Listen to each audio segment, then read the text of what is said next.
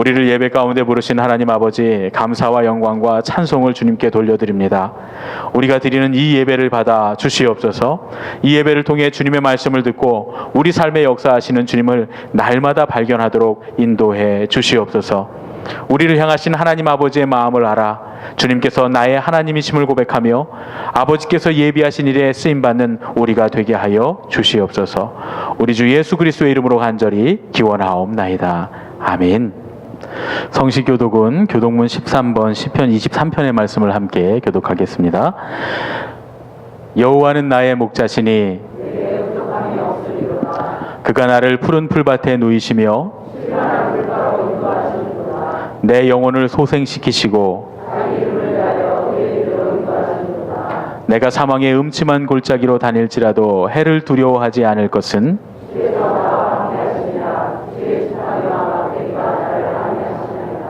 주께서 내 원수의 목전에서 내게 상을 차려주시고 내 평생의 선하심과 인자하심이 반드시 나를 따르리니 아멘. 예수님께서 가르쳐 주신 기도 하겠습니다. 하늘에 계신 우리 아버지여, 이름이 거룩히 여김을 받으시오며 나라의 임하옵시며 뜻이 하늘에서 이룬 것 같이 땅에서도 이루어지이다. 오늘날 우리에게 일용할 양식을 주옵시고 우리가 우리에게 죄 지은 자를 사하여 준 것 같이 우리 죄를 사하여 주옵시고 우리를 시험에 들게 하지 마옵시고 다만 악에서 구하옵소서. 대개 나라와 권세와 영광이 아버지께 영원히 있사옵나이다. 아멘. 여러분을 향해 베푸시는 주님의 용서의 말씀을 들으십시오. 여호와께서 이르시되 내가 내 모든 선한 것을 내 앞으로 지나가게 하고 여호와의 이름을 내 앞에 선포하리라. 나는 은혜 베풀 자에게 은혜를 베풀고 긍휼히 여길 자에게 긍휼히 베푸느니라. 아멘. 다 함께 사도신경으로 신앙 고백하겠습니다. 전능하사 천지를 만드신 하나님 아버지를 내가 믿사오며 그 외아들 우리 주 예수 그리스도를 믿사오니 이는 성령으로 잉태하사 동정녀 마리아에게 나시고 본디오 빌라도에게 고난을 받으사 십자가에 못 박혀 죽으시고 장사한 지 사흘 만에 죽은 자 가운데서 다시 살아나시며 하늘에 오르사 전능하신 하나님 우편에 앉아 계시다가 저리로서 산자와 죽은 자를 심판하러 오시리라. 성령을 믿사오며 거룩한 공회와 성도가 서로 교통하는 것과 죄를 사하여 주시는 것과 몸이 다시 사는 것과 영원히 사는 것을 믿사옵나이다. 아멘. 오늘 우리에게 주신 하나님 말씀은 구약성경 시편 63편 1절로 11절까지의 말씀입니다. 구약성경 시편 63편 1절로 11절의 말씀 우리 다 함께 한 목소리로 읽겠습니다. 하나님이여 주는 나의 하나님이시라. 내가 간절히 주를 찾되 물이 없어 마르고 황폐한 땅에서 내 영혼이 주를 갈망하며 내 육체가 주를 앙모하나이다. 내가 주의 권능과 영광을 보기 위하여 이와 같이 성소에서 주를 바라보았나이다. 주의 인자하심이 생명보다 나음으로 내 입술이 주를 찬양할 것이라. 이러므로 나의 평생에 주를 송축하며 주의 이름으로 말미암아 나의 손을 들리이다. 골수와 기름진 것을 먹음과 같이 나의 영혼이 만족할 것이라. 나의 입이 기쁜 입술로 주를 찬송하되 내가 나의 침상에서 주를 기억하며 새벽에 주의 말씀을 작은 소리로 읊조릴 때에 하오리니 주는 나의 도움이 되셨음이라. 내가 주의 날개 그늘에서 즐겁게 부르리이다. 나의 영혼이 주를 가까이 따르니 주의 오른손이 나를 붙드시거니와 나의 영혼을 찾아 멸하려 하는 그들은 땅 깊은 곳에 들어가며 칼의 세력이 넘어져 승냥이의 먹이가 되리이다.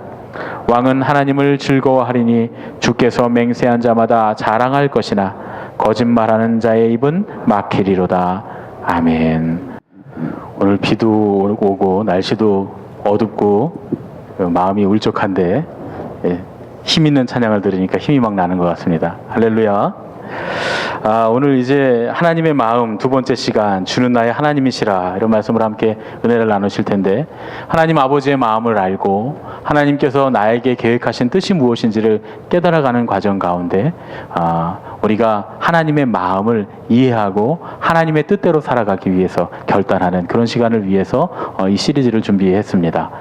오늘은 이제 시편 63편의 말씀, 다윗의 시로 함께 말씀을 나누려고 합니다. 오늘 우리가 함께 읽은 시편 63편은 이스라엘 왕국의 2대 왕이었던 다윗 왕의 신앙 고백입니다. 성서학자들은 이 시가 지어진 배경을 이렇게 말을 합니다. 다윗이 사울이 죽인다고 쫓아올 때 이제 사울을 피해서 광야로 달아나게 됩니다. 그런데 그가 광야로 달아날 때 그를 도와준 은인이 한 명 있습니다. 그 사람의 이름이 아히멜렉이라고 하는 사람인데, 이 아히멜렉은 성막에서 하나님을 섬기는 대제사장이었습니다.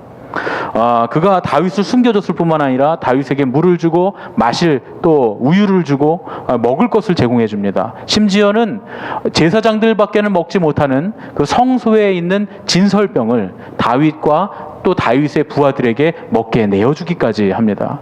성심성의껏 그를 돌봐줬을 뿐만 아니라 다윗이 얼마나 급하게 도망을 쳤는지 무기도 다 버리고 하나도 들지 못하고 도망을 쳤을 때 이 아히멜렉이 다윗에게 다윗이 골리앗에게서 빼앗았던 그 성소에서 보관하고 있던 골리앗의 검을 다윗에게 쥐어줍니다. 그리고 다윗이 그것을 가지고 이제 광야로 자기의 부하들과 함께 광야로 피신을 떠납니다. 그런데 하필이면 그때 그 성막에서 일하던 도액이라고 하는 사람이 이제 다윗을 밀고를 하게 되고 아히멜렉이 이렇게 도왔다 하고 사울에게 밀고를 합니다. 사울이 그 소식을 듣고는 이 분노를 참지 못하고 분노가 터져서 그 길로 성막으로 찾아옵니다. 성막에 찾아와서는 아히멜렉과 아히멜렉의 모든 가족 어린아이까지 전부 다 죽입니다. 칼로 다 찔러 죽이는데 그때 마침 아비아달이라고 하는 아들 하나가 목숨을 걸고 도주를 합니다.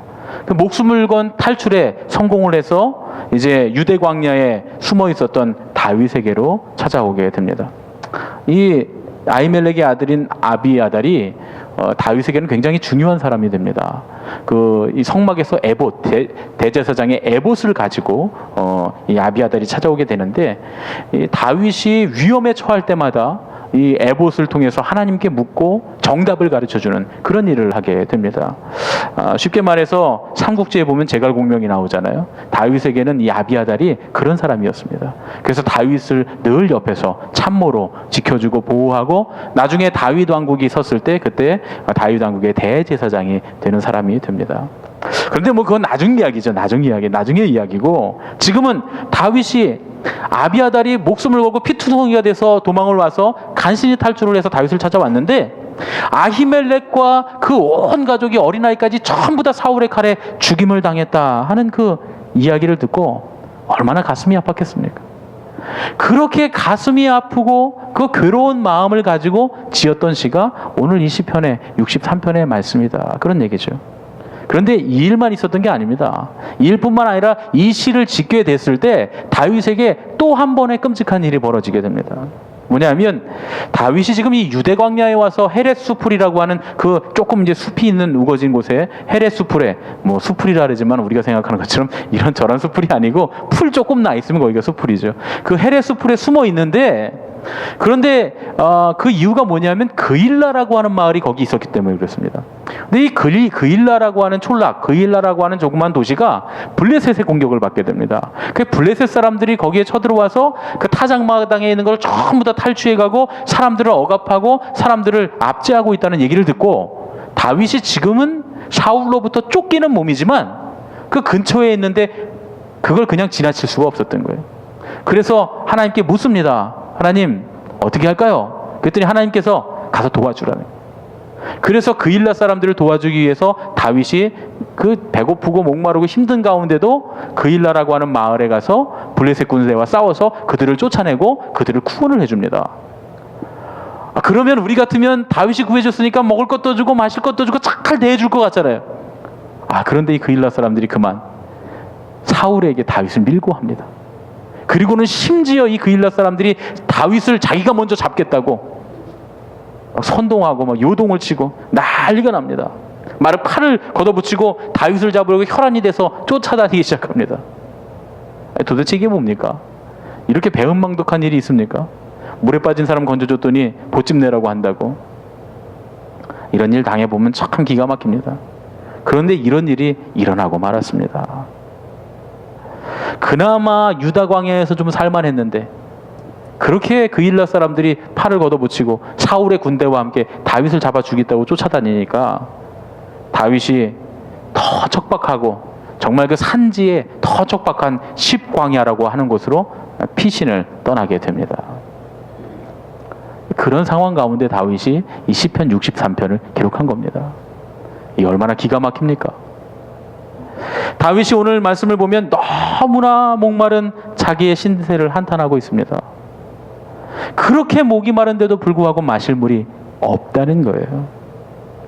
여러분, 다윗이 지금 말하는 이 목마름은 나의 영혼이 갈급합니다 뭐 이런 얘기가 아닙니다. 진짜 너무 목말라 죽겠는 거예요. 그런데 마실 물이 하나도 없는 거예요. 너무 목말라서 죽을 것 같은 상태에 지금 다윗이 처해 있었다. 거기다가 지금 신변의 위협을 느끼고 있는데 이게 추상적인 사고가 나면 어떡하나, 질병이 걸리면 어떡하나, 이런 추상적인 신변의 위협이 아니라 자기를 죽이겠다고 지금 군대가 쫓아다니는 그런 아주 절체절명의 정말 극심한 신변의 위협을 느끼고 있었던, 실제로 목숨의 위협을 느끼고 있었던 그런 상황이었다, 그런 얘기죠. 그런데 그런 상황 속에서 누군가 한 사람 다윗을 찾아옵니다. 다윗이 사랑한 남자, 다윗의 멘토, 다윗의 친구 요나단. 근데 여러분 참 신기한 건 요나단은 다윗이 어디 있는지 기가 막히게 알아서 찾아가요. 만약에 요나단이 다윗의 친구가 아니라 그냥 사울의 아들로만 있었다면 다윗은 분명히 죽었을 겁니다. 어쩜 이렇게 다윗이 있는 곳을 잘 찾아갈까요, 요나단이?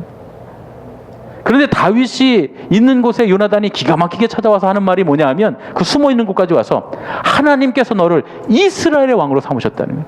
그 사실을 내가 잘 알고 있다는 거예요. 자기가 지금 다음 왕을 이을 왕의 장자임에도 불구하고 내가 왕이 아니라 네가 왕이 될 거라는 거예요. 그리고 더 놀라운 사실은 온 이스라엘이 그거 다 알고 있다는 거예요. 거기다 심지어 우리 아버지도 그걸 알고 있다는 거예요. 그렇게 다윗을 위로합니다.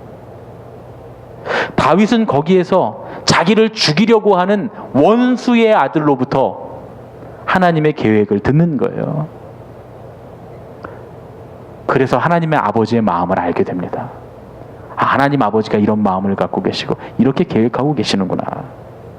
그래서 너무나 절망스럽고 너무나 괴롭고 너무나 마음 아픈 상황 가운데서도 다윗이 눈을 들어 하늘을 바라보기 시작합니다. 그리고 고백합니다. 뭐라고 고백합니까? 주의 인자하심이 생명보다 낫습니다. 인자하심이라고 하는 말은 히브리어로 헤세드라고 하는 말을 씁니다. 저는 이 말 참 좋아합니다. 헤세드 참 좋아합니다. 사람 관계에서 쓸 때는 그냥 자비로운 사람, 자비로움 혹은 사람과의 약속, 언약, 계약 이런 것들을 말합니다. 하지만 이 말이 하나님과의 관계에서 쓰일 때는 은혜라는 뜻으로 쓰이는 겁니다. 하나님의 사랑, 선행적 은총이라는 말로 쓰이는 거예요.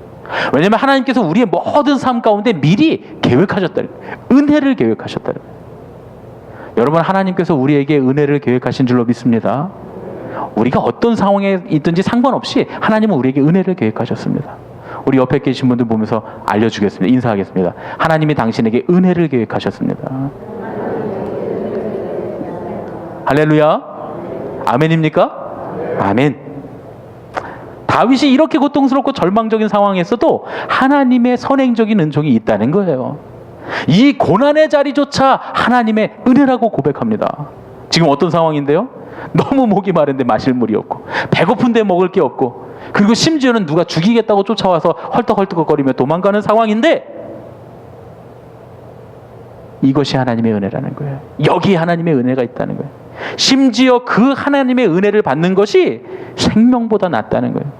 생명이라고 하는 말은 히브리어로 하이라고 하는 그런 단어를 쓰는데, 이거는 어떤 말이냐면 삶을 쭉 유지하는, 우리처럼 이렇게 목숨 숨 쉬는 거 이런 게 아니라 삶을 쭉 유지하는 거예요. 생활을 쭉 우리 그 수준으로 유지하는 것, 이것을 생명이라고 합니다. 그러니까 자기가 이전까지 살아오고 앞으로도 살아갈 모든 인생을 뜻하는 겁니다. 그게 생명입니다. 그런데 이렇게 고통스럽고 절망스러운 상황에서 다윗이 자기 인생의 가치를 돌아보고 있는 거예요. 내 인생의 가치가 무게가 얼마나 되는가? 근데 자기 인생의 가치를 돌아보니까 하나님의 은혜를 받는 것이 자기 삶을 유지하는 것보다 낫고, 자기가 지나온 모든 인생과 앞으로 살아갈 모든 인생보다도 하나님의 은혜가 내게 있는 것이 훨씬 더 낫다는 거예요. 할렐루야. 그래서 다윗이 그럼에도 불구하고 찬양하기로 결심하는 겁니다. 주의 인자하심이 생명보다 나음으로 내 입술은 주를 찬양. 그러므로 내 평생에 주를 송축하며. 왜 갑자기 음치가 됐나요? 주의 이름으로 인하여 내 손을 들리라. 이 찬양 많이 부르셨죠? 박수 치면서 즐겁게. 그런데 여러분, 이 찬양은 순탄한 인생 가운데 나온 기쁨의 찬가가 아닙니다. 뭔가 큰일, 좋은 일이 있어서 막 결혼식 막 이런 게 생겨갖고 너무 다 기쁘다, 뭐 사업에 성공해서 부르는 기쁨의 찬가가 아니었다는 말씀입니다. 가슴이 아프고 먹먹하고 막막하고 도저히 이해할 수조차 없는 억울하게 당하는 고통 가운데서 하나님을 만난 거예요. 그리고 그 하나님의 계획을 알게 되고, 그런 속에서도 그럼에도 불구하고 주의 인자하심이 생명보다 나음으로 내가 찬양하겠습니다. 내 평생에 주의 이름으로 인하여 내가 손들고 찬양하겠습니다 하고 고백하는 내용이다, 그런 얘기입니다. 하나님의 마음을 알게 되었기에, 주님께서 나의 하나님이 되셨음을 알기에 그럼에도 불구하고 찬양하기로 결심한 다윗의 신앙 고백이었다, 그런 얘기입니다. 여러분, 이 찬양이 그냥 박수치면서 쿵짝쿵짝 하면서 그냥 즐겁게 흥내면서 부를 찬양이 아니란 거 여러분 아시겠죠? 마틴 루터가 이런 말을 했습니다. 내가 기쁜 입술로 주를 찬송할 수 있다면, 내가 기쁜 입술로 주를 찬송할 수 있다면 이는 내 마음의 기쁨이요 희열이라. 여러분, 기쁨이 있고 희열이 있어서 찬송하는 게 아니라 그런 얘기죠. 예? 행복해서 웃는 게 아니다, 그런 얘기입니다. 우리가 좋은 일이 있고 기쁜 일이 있어서 주님 찬양하는 게 아니다, 그런 얘기죠. 우리가 찬양할 수 있기에 행복하다, 그런 얘기입니다. 할렐루야. 어떤 상황이라도 주님을 찬송할 수 있다면 그곳이 기쁨과 희열의 잔치자리가 될 것이다. 그 다윗이 뭐라고 말합니까? 5절에 보니까 배고프고 목마른 이 현실 가운데서도 기름과 골수를 먹음같이 내가 만족하겠다, 이렇게 고백합니다. 하나님, 내가 기름과 골수를 먹음같이 만족하겠습니다. 기름과 골수가 뭐냐면 이스라엘 잔치 음식의 정수입니다. 여러분, 우리나라의 잔치 음식의 정수는 뭡니까? 예? 뭐라고요? 국수요, 국수? 떡? 예. 예, 뭐 여러분들 다 좋아하시는 것만. 제가 생각할 때 우리나라 잔치 음식의 정수는 수육하고 홍어회 무침입니다. 저는 이거 빠지면 잔치가 아니라고 생각하는 사람이에요. 네. 저 이거 굉장히 좋아합니다. 사실은 어제 최희석 권사님네 잔치에 갔다 왔어요. 갔는데 요즘 뷔페를 많이 하는데 뷔페를 안 하시고 갈비탕을 하셨더라고요. 한 20년 만에 제가 결혼식 잔치에 갈비탕 먹어보는 것 같아요. 요즘 그렇게 하는 데가 없거든요. 국수도 안 하잖아요. 옛날에는 열심히 성의껏 준비한 분들이 국수, 잔치국수. 그 다음에 그보다 더 좀 돈이 좀 있고 부자들은 갈비탕. 최희석 권사님네 부자예요. 갈비탕이 나왔으니까. 딸에서 부자가 아니라 갈비탕이 나왔기 때문에 부자입니다. 그거 먹잖아요. 그런데 여러분, 기가 막힌 음식이 있습니다. 여기 국수를 먹어도 마음이 왜 국수를 줘 잔치에, 이렇게 얘기하고 싶지 않을 때가 있어요. 뭐냐면 수육이 딱 따끈따끈한 수육이 나오고 여기 홍어에 무침이 딱 있으면 이게 수육에다가 홍어에 딱 올려갖고 국수 싹 해서 먹으면 기가 막힙니다. 제가 생각할 때 우리나라 잔치 음식의 정수는 홍어회 무침과 수육이다 말이죠. 그러니까 우리 교회에 그 좋은 일 있으면 꼭 수육 하시잖아요. 그 다음에 꼭 딱 그 무침 하시잖아요. 홍어회가 아니면 하다못해 도라지라도 무치잖아요. 그거 딱 먹어요. 얼마나 맛있습니까? 다윗이 지금 그 얘기를 하고 있는 거예요. 내가 지금 너무 배고프고 너무 목마르고 마실 물조차 없지만 주님을 찬양하면, 내가 주님을 찬양하면 나는 홍어회 무침에 수육을 먹은 거나 다름이 없습니다. 만족합니다. 그런 얘기죠. 다윗이 지금 배고프고 목마른 상황 가운데 있습니다. 이건 그냥 사변적인 것도 아니고 감상적인 것도 아니에요. 실제로 당하고 있는 극심한 고통입니다. 그래서 그것 때문에 생명까지 위협받고 있는 상황이에요. 만족할 만한 것이 하나도 없어요. 너무나 부족하고 너무나 갈급하고 너무나 먹먹한 상황 가운데서도 나는 이미 주님을 찬양함으로 충분히 만족합니다. 잔치 음식을 먹으며 잔치를 벌이는 것까지 만족합니다. 이렇게 고백하고 있는 겁니다. 저는 못 먹는 음식이 없는 편입니다. 싫어하는 음식이 별로 없습니다. 그런데 제가 그리 좋아하지 않는 음식은 몇 가지 있습니다. 한 서너 가지 정도 있는데 그 중에 두 가지가 컵라면이랑 콤프로스트 같은 시리얼을 별로 안 좋아합니다. 예. 왜 안 좋아하게 됐냐면 부모님이 하시던 식당이 IMF 때 망했습니다. 그래서 온 가족이 다 뿔뿔이 흩어져 살았어요. 가족들이 다 흩어져 살았습니다. 저만 집에 남았는데 집도 경매에 넘어가서 집에 살 수 없게 됐습니다. 그래서 몸붙일 곳이 없어서 교회 창고에 들어가 살았습니다. 대낮에도 문을 다 딱 닫으면 빛이 한 줄기 안 들어오는 그런 골방에 2년을 살았습니다. 요즘은 신학생들도 아르바이트도 하고 그러는데 저는 좀 주변머리가 없기도 하고 또 그 당시에 시골에 뭐 아르바이트 자리가 없잖아요. 그때 뭐 편의점이 있던 것도 아니고 그래서 또 더군다나 교회 일을 해야 되니까 주말에 주일에 교회 일을 토요일은 중고등부 애들 청년부 해야 되고 또 주일날에는 예배 드리고 또 성가대하고 찬양 또 인도해야 되고 뭐 일이 좀 많습니까? 그러니까 주말에 일을 못하면 일을 못하는 거죠. 아무리 그 동네가 유원지라도. 그래서 바보같이 그냥 굶고 살았습니다. 근데 우리 교회 장로님이 식품 도매하는 그런 일을 하셨거든요.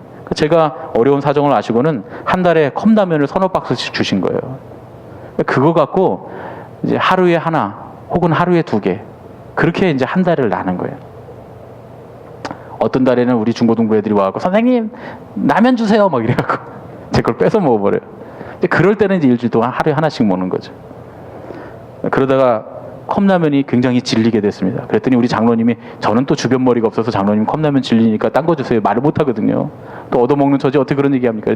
그런데 장로님이 미리 아시고 야, 오 선생 이 컵라면만 몇 달 먹으니까 질리지?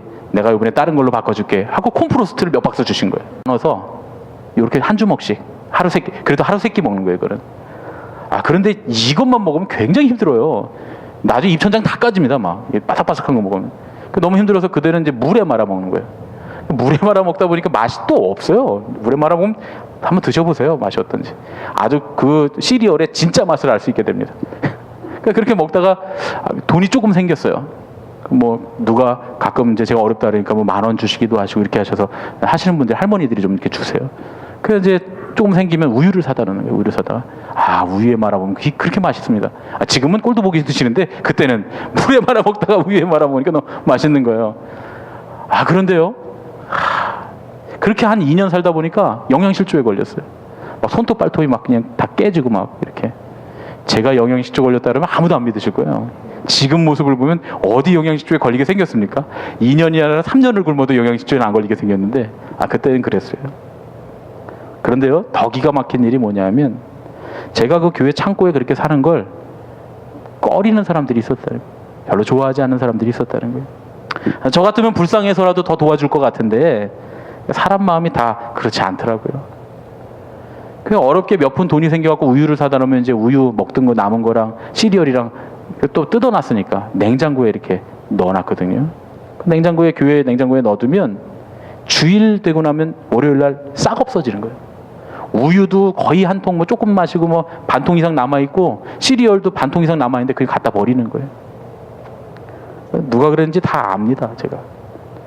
왜냐면 그분이 우리 목사님한테 제 내쫓으라고 몇 번 얘기하신 것도 제가 다 알거든요.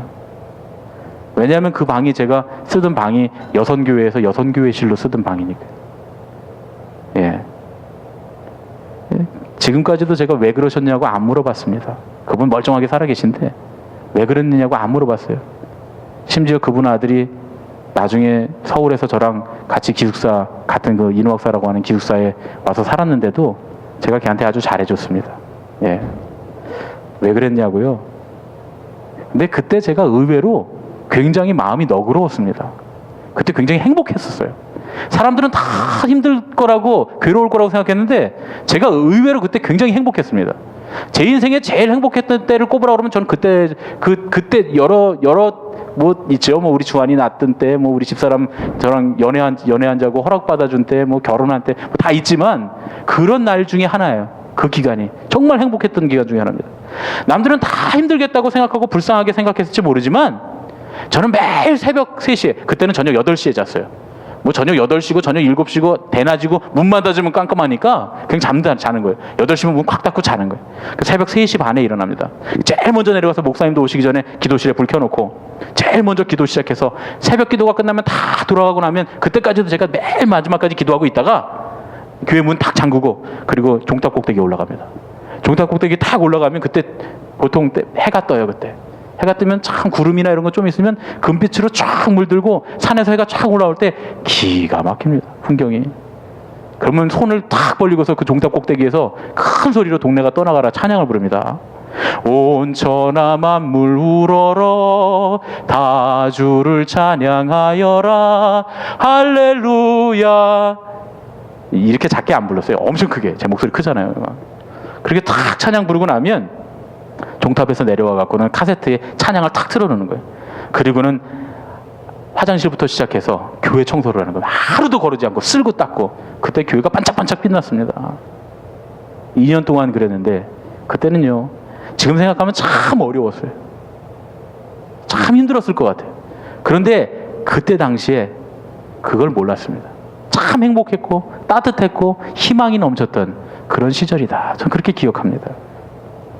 제 제일 친한 친구가 이제 김기택 감독님 아들 김영석 목사님인데, 이제 하루는 학교 기숙사로 제 짐을 옮겨주기로, 방학이 끝나서 짐을 옮겨주기 약속을 했어요. 근데 이제 사모님인 성함이 홍병진 사모님인데 그때 연애할 때거든요. 대학교 1학년 때부터 연애했어요, 사모님이랑. 그래서 한 사람과 연애하고 결혼하고 참 불쌍한 친구죠. 그렇게 결혼을 했습니다. 제 아내도 그래요. 제 아내도 한 사람하고 연애하고 한 사람하고 결혼했어요. 참 불쌍한 친구입니다. 예, 제가 볼 때는. 그런데 기숙사에 짐 옮겨주기로 한 날 못 가겠다는 거예요. 뭐 일이 생겼다는 거예요. 전화기 너머로 얼뜻 홍병진 사모님 목소리가 들려요. 제가 잘 알거든요. 오래 친해서 그 사모님이 막 저 여자친구 소개시켜준다고 맨날 쫓아다니고 그랬거든요. 한 번도 소개받은 적은 없지만 목소리 딱 듣고 나니까 연애하느냐고 이거 바빠서 못 오는구나. 그래서 제가 화를 확 냈습니다. 별로 이제 제가 화를 안 내는 편인데 그때는 좀 화를 냈어요. 그랬더니 이제 제가 화가 났으니까 저 화를 안 내는 사람이 화를 내니까 왔더라고요. 그 서울에서 그 멀리서 그 성북동 거기서 저희 청평까지 왔어요. 운전하고. 그 운전하고 와갖고 저 사는 방을 딱 열고는 한 30초 동안 말을 못하고 가만히 입 벌리고 서 있더라고요. 그러더니 첫 마디가 저한테 그랬습니다. 태연아, 내가 진짜 미안하다. 그러더라고요. 그러더니 둘이서, 나는 가만히 있는데 둘이서 갑자기, 아니 사실 연애하고 있는 사람을 불러다가 짐을 날르는 제가 미안해야 되는데 갑자기 둘이서 짐을 막 책을 싸고 막 그러더니 제 짐을 다 싣고서 날아가는 거예요. 그래서 저는 손 하나 까딱 안 하고 두 사람을 부려먹었습니다. 제가 생긴 것만 보고는 제가 부잣집 아들인 줄 알았대요. 예. 대학교 1학년 때부터 친구였는데 집에 데려갈 일이 별로 없지 않습니까? 우리 가게 할 때는 식당이 좀 그럴듯했으니까 부자인 줄 알았는데 제가 사는 걸 보니까 깜짝 놀라서 그때 이후로 김 목사가 저한테 되게 잘해줍니다. 둘이 싸울 일이 없어요. 왜냐면 제가 화내면 무조건 져요, 거기는. 그리고 제가 농담을 해도 별로 허투루 안 듣는 편입니다. 농담이지만 매번 전화할 때마다 저한테 그럽니다. 위대한 하나님의 종 오태훈 목사님, 무익한 종이 전화했습니다. 맨날 이렇게 합니다. 농담이지요. 목마르고 배고프고 고통스러운 현실 가운데서 나를 향하신 하나님의 계획과 하나님의 마음을 아는 일은 굉장히 중요합니다. 다윗은 하나님의 마음을 알고는, 하나님의 계획을 알고는 하나님을 찬양하기로 결심을 합니다. 그리고 지금은 너무나 괴롭고 힘들고 목이 마르고 어찌할 수 없는 절체절명의 순간이지만 그럼에도 불구하고 하나님을 찬양하기로 결심을 합니다. 이 고통스럽고 괴로운 상황까지도 만족하기로 결심을 합니다. 그런데 그렇게 하고 나니까 이런 사람은 세상이 감당할 수 없는 거예요. 사울이 아무리 죽이려고 쫓아오고 사람들이 핍박하고 고난 가운데 있다 할지라도 그 고난의 자리에서 이스라엘의 새벽을 깨우는, 이스라엘의 역사를 바꾸는, 나라를 변화시키는 놀라운 인물로 성장하게 됐다. 그런 얘기입니다. 이런 사람이 세상을 이기는 겁니다. 고통과 고난이 그런 사람을 넘어뜨릴 수가 없습니다. 왜입니까? 하나님의 인자하심이 함께하니까. 하나님의 헤세드가, 하나님 미리 준비하신, 하나님께서 예비하신 은혜가 함께하는 사람이니까 내 평생에 하나님의 인자하심이 나와 함께 하는데 나는 두려워하지도 걱정하지도 만족하고 살겠다 하고 결단하는데 어떻게 이 사람을 세상에 이깁니까? 우리 옆에 계신 분들과 인사했으면 좋겠습니다. 하나님의 인자하심이 당신과 함께 합니다. 하나님의 인자하심이 당신과 함께 하십니다. 할렐루야? 아멘입니까? 아멘. 사랑의 아버지 하나님, 주님의 은혜를 감사드립니다. 목마르고 배고프고 고통스럽고 막막한 현실 가운데서도 우리를 향하신 하나님의 계획과 하나님의 마음을 알게 하여 주시옵소서. 하나님의 그 마음을 알고 하나님을 찬양하기로 결심하고 만족하기로 결심한 다윗처럼 우리도 그렇게 결단하게 하여 주시옵소서. 이제는 우리 주 예수 그리스도의 은혜와 하나님 아버지의 지극하신 사랑과 성령님의 교통하시고 인도하심이 우리를 향하신 하나님의 마음을 알고 하나님의 뜻대로 살기로 결단하는 예수님의 가족들 머리 위에 이제부터 영원까지 함께 하셨기만을 간절히 축원하옵나이다. 아멘.